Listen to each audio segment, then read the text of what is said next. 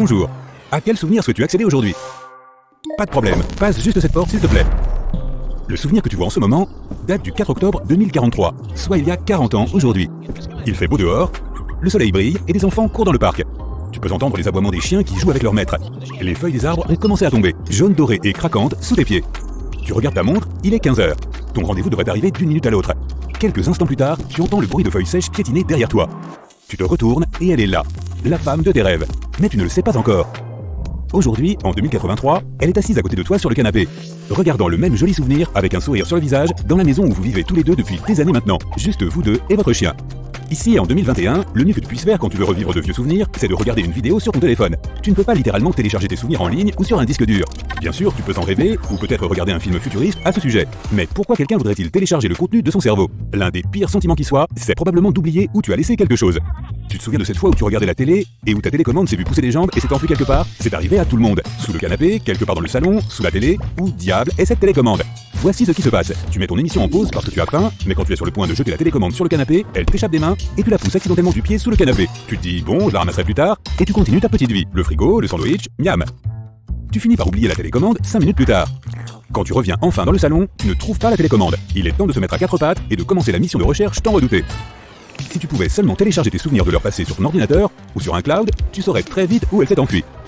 Mais que dirais-tu de faire un pas de plus et de pouvoir télécharger tes souvenirs et chaque information qui se trouve actuellement dans ton cerveau dans un format numérique?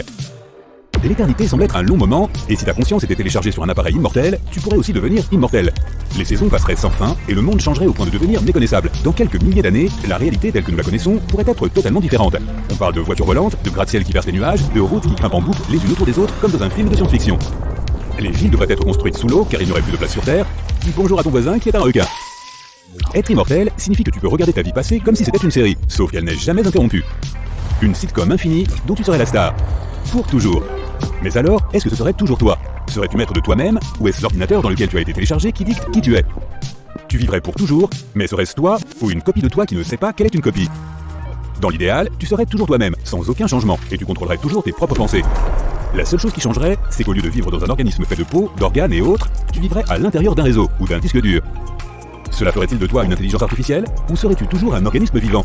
Cela dépendrait probablement du fait que ton cerveau réel soit en quelque sorte transplanté dans un robot, ou que tes pensées soient téléchargées sur un énorme disque dur. Nous pourrions tous vivre ensemble sur une nouvelle planète appelée Internet, où la réalité virtuelle est la réalité. À quoi cela ressemblerait-il? Les jours et les nuits font partie du passé. Tu passes chaque moment éveillé et actif. Comme tu n'as pas de corps, tu n'as pas besoin de te reposer. Le temps est à peu près inutile.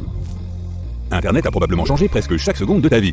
Maintenant, tout se fait par simple pression. Un clic et c'est fait. La technologie a évolué plus loin que nous n'aurions jamais pu l'imaginer. Si bien que télécharger notre conscience sur un ordinateur ou sur Internet n'est peut-être pas une idée futuriste aussi folle. Les scientifiques cherchent des moyens de le faire en ce moment même. Des tas de mondes différents pourraient être créés pour ton plaisir si jamais tu es téléchargé. Si tu aimes l'espace et que tu as toujours rêvé de monter à bord d'un vaisseau spatial pour explorer de nouvelles planètes, tu pourrais le faire. Ce serait exactement comme ces casques de réalité virtuelle, mais sans casque. Comme ta conscience serait déjà là, il te suffirait de franchir l'un de ces milliers de portails et tu partirais pour ta nouvelle aventure. Tu ouvres la porte et une lumière vive en jaillit, si vive qu'elle t'aveugle. Dès que tu es capable de rouvrir les yeux, tu es là, dans ton nouveau monde. Tu es dans un vaisseau spatial en direction de Jupiter. Un vaisseau spatial rempli de tout ce dont tu as toujours eu besoin et désiré. Tu aimes les sucreries? Alors bien sûr, il y a une armoire remplie de tous les bonbons et chocolats possibles et imaginables. On dirait que ça n'en finit pas. Peu importe dont tu as envie, prends-le et reprends-en autant que tu veux. Il n'y a pas de carie à craindre quand tu es totalement numérique. Tout ce dont tu as envie est juste là. Une piscine? Tu l'as. Ton restaurant préféré? Il est là. Tu veux inviter un ami à t'accompagner? Pas de souci, envoie-lui une invitation électronique et il passera le même portail que toi. Tu pars à travers l'immensité de l'espace dans ton énorme vaisseau spatial, avec ton ami juste à côté de toi. Si tu es plutôt branché fantasy et que tu veux aller dans un pays rempli d'elfes, c'est possible aussi. Ce serait comme un jeu vidéo rempli de PNJ, mais ces personnages ne se contenteront pas de cracher quelques lignes préprogrammées. Ils seront entièrement équipés de la toute dernière IA, qui est même capable d'émotion. Imagine un vaste pays rempli d'elfes et de tout un tas d'autres créatures. Imagine des minotaures, des gens avec des oreilles et des queues de chat, et même des reptiles. Absolument tout est possible. Cette terre a besoin d'un héros. Et toi, qui es sorti de nulle part, tu es venu la sauver. On te donne des super pouvoirs en fonction de ta personnalité. Si tu aimes nager dans ce monde, tu peux contrôler l'eau et créer des vagues à volonté pour pouvoir surfer où tu veux. Tu aimes les avions, maintenant tu peux voler. Tu aimes les hamburgers? Bon appétit! Tu commences dans une ville de débutants, comme dans tout autre jeu de rôle fantastique. Et tu deviens progressivement plus expérimenté. Au début, tu ne peux lancer que quelques jets d'eau, mais au fur et à mesure que tu pars à l'aventure et que tu t'entraînes davantage, il n'y a pas de limite. À la fin, tu seras capable de créer des rivières entières à partir de rien et de les lancer dans toutes les directions que tu veux. Si au lieu de l'action, tu veux simplement te détendre, Que dirais-tu d'une île rien que pour toi? Ta propre petite escapade aux Bahamas. Une petite tablette te permet de tout contrôler. Les vacances d'hiver te manquent-elles soudainement? Pas de problème. Quelques tapotements et quelques secondes plus tard, c'est parti. De la neige, des décorations, de la musique de vacances et le meilleur de tout, pas besoin de pelleter la neige devant la porte. Que dirais-tu d'une maison dans le cratère d'un volcan? Ne t'inquiète pas, tu peux contrôler la température, donc la lave ne serait pas si chaude. Ta petite cabane en bois située au milieu du volcan est parfaitement sûre. Tu peux la faire flotter sur le magma liquide et chaud, ou l'éviter au-dessus, ou ce que tu veux. La lave pourrait agir comme de l'eau, de sorte que tu pourrais même plonger dedans pour te baigner. Fais appel à ton imagination, choisis un portail et amuse-toi. Avoir un coup de foudre, avoir des papillons dans le ventre, en pincer pour quelqu'un, ce ne sont que quelques façons de dire qu'on est en train de tomber amoureux. Un sentiment si bouleversant qu'il fait battre notre cœur plus vite et que nos mains deviennent moites.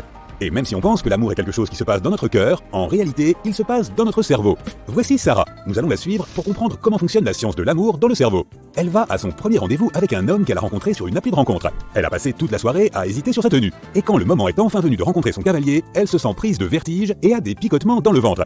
La plupart d'entre nous peuvent s'identifier à ces sensations, que les psychologues regroupent sous le terme d'anticipation. La science explique que c'est dû au fait que notre cerveau libère une grande quantité de cortisol, également connu sous le nom d'hormone du stress. La libération de cortisol nous fait entrer dans un mode de combat ou de fuite.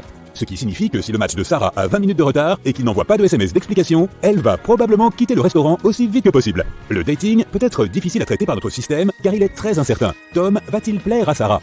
Ils risquent tous les deux quelque chose en étant là. Mais comme le risque est souvent récompensé, tomber amoureux stimule une autre partie de notre cerveau. Cette partie est connue sous le nom de zone de récompense et de compensation, ou aire tegmentale ventrale, ou ATV. Lorsque l'ATV est stimulé, on se sent motivé et satisfait. On stimule l'ATV notamment lorsqu'on mange quelque chose de sucré ou lorsqu'on étanche sa soif. Mais il y a un revers de la médaille. Il s'avère que Tom ne s'est pas présenté au rendez-vous et Sarah s'est sentie rejetée. Dans ce cas, l'ATV est aussi stimulée. Cette partie du cerveau est responsable de nos envies. Et tu sais ce qu'on dit? On veut toujours ce qu'on ne peut pas obtenir. Alors, Sarah essaie à nouveau. Elle va à un autre rendez-vous et rencontre David. Et il s'avère qu'ils sont compatibles. Après quelques rendez-vous, Sarah ne pense plus qu'à David. Elle pense à lui pendant plus de 80% de son temps d'éveil. Et c'est tout à fait normal. Selon la neuroscientifique comportementale Dr Sandra Langeslag, les personnes en phase d'amour précoce peuvent penser à l'être aimé jusqu'à 90% de leur temps. Donc oui, tomber amoureux est comme une obsession. Et cette obsession est intensifiée lorsque l'ATV libère le neurotransmetteur sensation de bien-être, connu sous le nom de dopamine. On ne se lasse pas de la dopamine. À ce moment-là, Sarah commence à se sentir euphorique et encore plus attirée par David.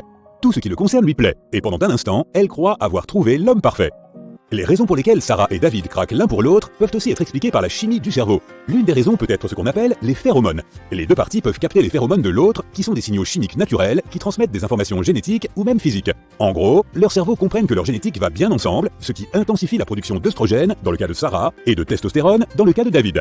À ce stade, ils ont tous les deux tendance à considérer l'autre comme parfait. La phase d'engouement aveugle se produit parce que la partie du cerveau qui fonctionne s'exprime plus fort que le cortex préfrontal, qui héberge la pensée critique. On ne peut donc littéralement pas critiquer l'objet de notre désir, mais ça ne va pas durer éternellement. Avec le temps, Sarah et David commencent à partager des secrets intimes et même une routine quotidienne. Ils entrent dans une nouvelle phase de leur relation, connue sous le nom d'attachement ou d'amour compassionnel. À ce stade, leur cerveau commence à libérer de l'ocytocine et de la vasopressine, connues sous le nom d'hormones d'attachement du couple. Elles signalent la confiance, le sentiment de soutien et l'attachement. Les deux se sentent plus en sécurité dans la relation et ils savent qu'ils peuvent compter l'un sur l'autre pour construire un avenir heureux ensemble. En ce sens, l'amour romantique est similaire à d'autres formes d'amour, car ces hormones aident aussi à lier les familles et les amitiés. Mais voici un curieux effet secondaire de la libération d'ocytocine. Sarah vit des moments difficiles à son travail depuis que son entreprise a décidé de réduire son personnel de moitié. Tout le monde a peur d'être licencié et le niveau de stress monte en flèche. Mais Sarah parvient à garder son stress sous contrôle. Le fait qu'elle soit dans une relation engagée à long terme l'aide à se sentir plus détendue, et elle doit tout cela à la libération constante d'ocytocine par son cerveau. Une étude de 2019 a montré que de forts liens d'amour romantiques peuvent rendre les épreuves plus tolérables. On a demandé à 102 participants de plonger leurs mains dans de l'eau glacée pendant quelques minutes. Et parmi ces participants, ceux qui étaient dans des relations engagées semblaient ressentir moins de stress ou de douleur, même ceux dont le partenaire n'était pas à leur côté pendant l'expérience. Il leur suffisait de se fier à une image mentale de leur partenaire. C'est ce qu'on appelle le pouvoir de l'amour. D'autres choses bizarres peuvent se produire lorsque tu es amoureux, comme la télépathie par exemple. C'est très sérieux. Les chercheurs appellent ça la synchronisation neuronale, ce qui signifie que les couples ont tendance à partager des schémas de pensée similaires. Le professeur Zoé Donaldson, qui a mené l'étude, affirme que plus un couple est connecté, plus il peut faire preuve de synchronisation neuronale. Une autre étude a révélé que les couples peuvent même synchroniser leurs battements de cœur lorsqu'ils dorment côte à côte. Les humains ne sont pas les seuls à pouvoir tomber amoureux et à vivre les choses dont nous avons parlé. Il est prouvé que certains animaux ressentent des liens d'attachement les uns envers les autres. Par exemple, les albatros reviennent toute leur vie avec le même partenaire. Ils migrent tous les ans, mais reviennent toujours à un endroit précis où ils se retrouvent avec leur bien-aimé. Maintenant, il est normal qu'avec le temps, la phase d'engouement s'estompe et que le cortex préfrontal puisse enfin faire son travail. Le jugement et l'esprit critique surgissent à nouveau et les deux parties commencent à voir les défauts de l'autre.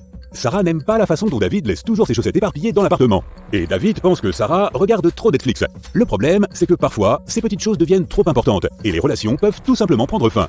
De façon assez surprenante, les ruptures sont aussi gérées par le cerveau. Bien que Sarah pense avoir fait le bon choix en se séparant de David, elle ressent quelque chose proche de la douleur physique. C'est parce que les peines de cœur activent le cortex insulaire, une région du cerveau qui gère la douleur. Mais le cortex insulaire ne distingue pas la douleur émotionnelle de la douleur physique. Ainsi, un chagrin d'amour peut faire aussi mal qu'une entorse à la cheville. Au fil des jours, Sarah se surprend à rêvasser à l'idée de recontacter David. En rangeant sa maison, elle a trouvé certaines des choses que David a oublié d'emporter avec lui. Parfois, l'envie de le contacter semble irrépressible, comme une faim ou une soif extrême.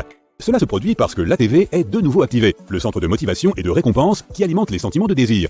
La même partie du cerveau qui a été activée au début de leur histoire ensemble. Ce tourbillon émotionnel active également le système d'alarme du corps de Sarah, l'axe du stress.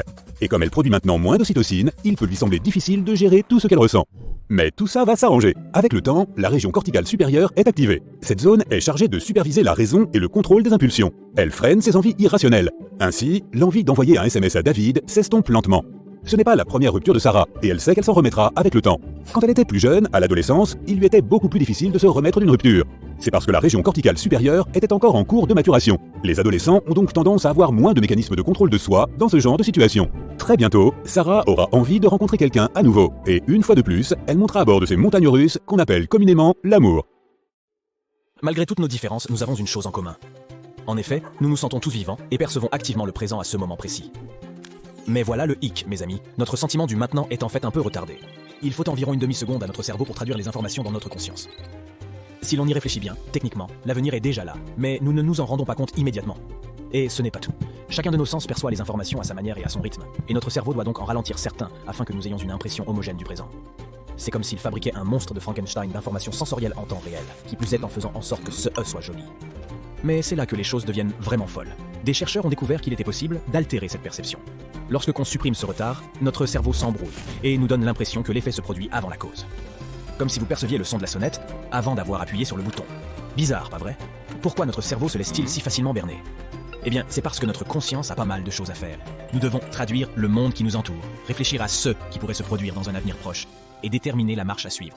Tout cela prend du temps, ce qui n'est pas idéal quand on est confronté à un danger imminent. Imaginez qu'un animal sauvage et dangereux se jette sur vous. Si vous deviez réfléchir consciemment avant de réagir, vous seriez fichu. Par chance, notre cerveau dispose de kits, de réactions d'urgence qui se manifestent lorsque nous en avons le plus besoin. Un bruit ou un mouvement soudain déclenche le plus rapide, le réflexe de sursaut. Nos muscles réagissent dans l'espace de 5 millisecondes.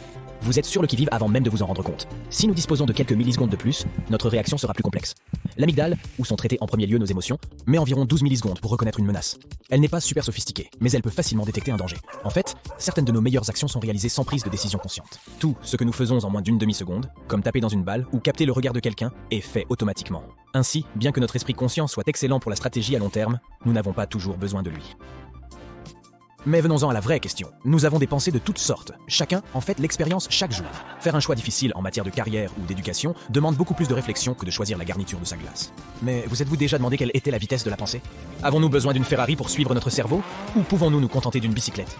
Des scientifiques se sont attaqués à cette question épineuse en mesurant la vitesse à laquelle nous prenons conscience des informations que nous recueillons par l'intermédiaire de nos sens. Apparemment, nous pouvons détecter des stimuli qui ne durent que 50 millisecondes, soit environ un vingtième de seconde. Pour étudier la question, prenons comme référence le sprinter qui réagit au coup de feu du départ. Cette réaction est fulgurante. Elle ne prend qu'environ 150 millisecondes. Cependant, nos voies nerveuses peuvent ralentir nos pensées. Autrefois, les scientifiques estimaient que les informations voyagèrent sur nos nerfs à la vitesse de 35 mètres par seconde. Mais grâce aux instruments modernes, nous savons aujourd'hui que sur certains nerfs isolés, l'information peut se déplacer à une vitesse de 120 mètres par seconde. Seules les voitures les plus rapides au monde peuvent égaler cette incroyable prouesse. En d'autres termes, la pensée est plutôt rapide. Mais détendez-vous. Vous n'avez pas besoin de vous entraîner comme un athlète olympique pour suivre votre cerveau. Vous êtes-vous déjà demandé combien de pensées vous avez en une seule journée? Cette question compte aussi comme une pensée. Mais attention, c'est plus que vous ne le croyez. Entre le moment où vous vous réveillez et celui où vous vous endormez, et peut-être même après, votre cerveau produit des pensées en permanence. Certaines de ces pensées sont simples, comme « je dois faire la lessive » ou « il faut que j'appelle ma mère ». D'autres sont plus complexes, comme « quel est le sens de la vie » ou « qu'est-ce que l'amour ». Croyez-le ou non, une étude menée en 2020 a révélé que nous avons en moyenne plus de 6000 pensées par jour. Ça fait beaucoup. Les chercheurs se sont servis de scanners cérébraux afin de déterminer le moment où de nouvelles pensées apparaissaient pendant que les participants se reposaient ou regardaient un film. Mais toutes les pensées ne naissent pas égales. Certaines peuvent nous rendre heureux et enthousiastes, d'autres nous déprimer ou nous inquiéter. La plupart des gens ont du mal à se défaire de leurs pensées négatives. Par ailleurs, saviez-vous que votre personnalité peut influer sur le nombre de vos pensées? Les personnes nerveuses ont tendance à avoir plus de pensées que les personnes calmes. Mais ne vous inquiétez pas, avoir un cerveau bruyant ne signifie pas forcément que quelque chose ne va pas chez vous. Parfois, notre cerveau peut même produire des pensées intrusives qui nous dérangent ou nous bouleversent. Il est naturel d'avoir ce genre de pensées de temps en temps, mais si elles sont fréquentes et perturbent votre quotidien, il peut être utile d'en parler à un professionnel. D'où viennent donc toutes ces pensées? Les cellules nerveuses de notre cerveau, ou neurones, sont chargées de communiquer avec d'autres cellules en générant des neurotransmetteurs. Cela déclenche une réaction en chaîne. Et c'est ainsi que naissent nos pensées. Mais est-il possible de changer ses propres pensées? Bien sûr. Des techniques telles que la méthode de pleine conscience et l'assistance d'un spécialiste peuvent nous aider à éliminer les pensées indésirables et à retrouver un état d'esprit plus serein. Notre cerveau fonctionne un peu comme nos muscles moteurs. Nous pouvons l'entraîner pour améliorer notre vie, dans une certaine mesure. En somme, ce n'est pas le nombre de pensées qui compte, mais la façon dont elles nous affectent et ceux qui en découlent. Et puisqu'on parle des choses bizarres que le cerveau peut faire, une nouvelle époustouflante vient de surprendre la communauté scientifique. Des chercheurs ont découvert d'étranges ondes cérébrales chez les pieuvres. Oui, vous avez bien entendu. Ces créatures à 8 bras émettent un type d'onde que nous n'avions jamais rencontré dans le règne animal. Je parie que vous êtes en train d'imaginer des poulpes dans un laboratoire, coiffés de petits bonnets de douche à électrodes. Je vais vous expliquer comment cette découverte a été faite. Des scientifiques ont attaché de minuscules électrodes sur le cerveau de pieuvres en liberté afin de se faire une idée de leur processus de pensée. Ce projet étonnant a permis d'enregistrer pour la première fois les ondes cérébrales de ces animaux, et les résultats sont stupéfiants. Ils ont découvert que certaines de ces ondes ressemblèrent beaucoup à celles que l'on trouve dans le centre de la mémoire humaine. Cela suggère que nous pourrions nous trouver devant un cas de convergence évolutive. De quoi s'agit-il? C'est lorsque deux animaux différents présentent des traits similaires, bien qu'ils n'aient pas d'ancêtres communs récents. Un autre exemple de convergence évolutive est celui des dauphins et des chauves-souris. Ils utilisent tous deux les sons pour se repérer dans l'espace bien que leurs environnements soient extrêmement différents. Les pieuvres fascinent les scientifiques et le public en général. Elles possèdent une mémoire remarquable, une faculté de camouflage absolument époustouflante. On sait qu'elles utilisent des objets pour résoudre des problèmes, et même qu'elles rêvent. Oui, vous avez bien entendu. Ces ondulations de couleurs que l'on peut voir sur leur peau lorsqu'elles dorment nous suggèrent qu'elles rêvent peut-être comme nous. Cependant, les pieuvres sont très difficiles à étudier. Comme elles peuvent atteindre toutes les parties de leur corps avec leurs tentacules, elles n'ont aucun mal à retirer le matériel de suivi que les scientifiques placent sur elles pour les étudier.